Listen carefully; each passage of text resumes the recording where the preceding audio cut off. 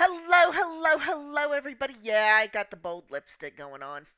Um, so I wanted to talk a little bit today about trust over employment, why we OE, why we diversify, why we do this, why we do that. And it's not going to be a long video. I know Fridays was a bit long.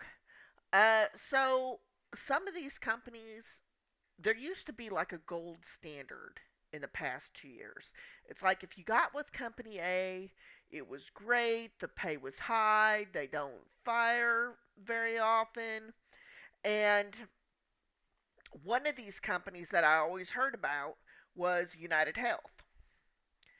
Well, United Health let off like 30,000 people. Yeah, that's my cat there in the background.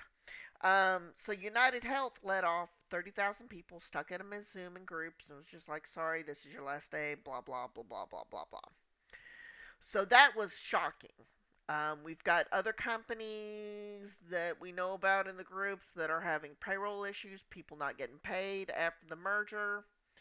Again, so it ain't like the first time, it ain't the second week. We're into week 3 and 4, pay period 3 and 4, where people are not getting paid and there's no follow up. It's like, why are you asking us to work and you're not getting paid? And those used to be companies we trusted. We're like, hey, easy to get hired on. And of course, let me be honest with you, you're not seeing too many people promote those companies as come in work from home. Like, I know the company that is not paying people, I don't have them on my channel because they're not paying people. You know what I'm saying?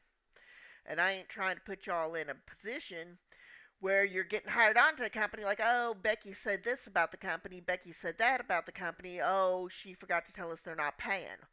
Um, so there's that. And,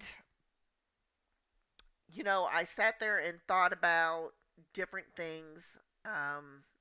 We know that CVS let go of a few hundred people late last year, but it was not on the same level as UHC, United Healthcare. 30,000 people, that's a lot of people. Plus, now we've got a big, huge push to do return to office. So I know several friends, they've been told if you live within so much miles of a office, you now have to return to office or get fired. Or it's, hey, by the way, we're not doing remote work anymore past March something. I've had a couple of friends hit by that. So that's not good. But what does that mean as far as remote work in 2025? What does that look like? And it still looks good, but you got to be choosier and you definitely have to overemploy if you have the opportunity. The reason being is that everything's up in the air right now. Excuse me. Love my coffee. Folgers all the way. Everything's up in the air right now with a lot of companies with these mandates to return to office. And even though you don't think it affects you, the federal return to office, people who are not going to return to office, who are taking that buyout, who are leaving early, they're still looking for jobs. And now you have a bigger pool of people looking for a smaller pool of jobs that are going to be remote. People on the federal level are not going to go out and DoorDash.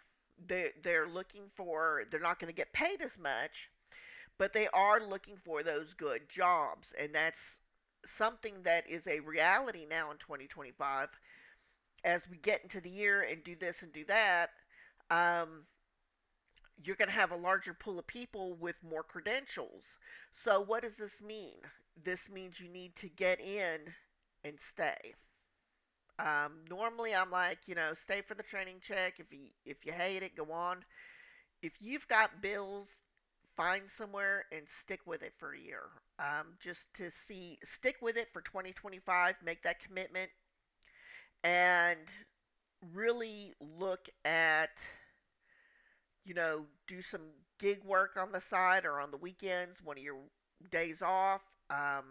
I do Telus, Prolific, Paid Viewpoint, anything that gets a little bit more income, and just use that side gig income for putting away, because I make good money doing research studies. For somebody who's doing research studies, I do good work on it.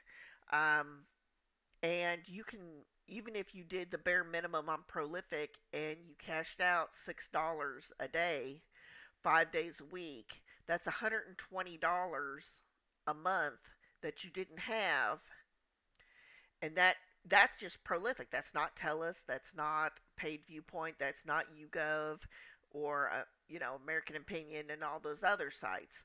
So if you're on the phone, if you're watching TV, you can be on the phone, on the computer, and doing these survey sites too. Um, it's not going to be necessarily bill money. I mean, obviously, it can pay like a phone bill or something, but put that money aside because things happen. If you hit a rough point, say, so I'm going to use the calculator. Say you get your 120 and you do it for 6 months, that's $720. If you have a bump of 2 weeks between one job and the next, that 720 is looking awful good. So that is definitely something that you need to consider and figure out. So we are in the part of time where you need to buckle down and stay where you're at. Now, if you are not cut out for call center work, and not everybody is, no shame in the game, you need to pivot and get into claims, get your property and casualty license, life and health license, go to one of these companies that is going to pay you for that, and pivot into another industry. Do it now before the job market is flooded with everybody who is being let go, return to office, whether it's the federal government, state government, county government, other companies, because as they do return to office, it gets big, okay? It gets big, and the pool of really good jobs is going to shrink. So now is the time to act and get into a job that you can stay a year or two, or make a commitment that no matter what, you're going to stay a year or two as you develop side gigs. So that's just a really quick, Monday video. I know this isn't what you want to hear, and stuff like that, but I just want you to be mindful of everything that's going on, and I want you to be mindful of the bills you have to pay and take care of yourselves. So, thank you so much for watching this video. My name is Becky, and I will see you next time.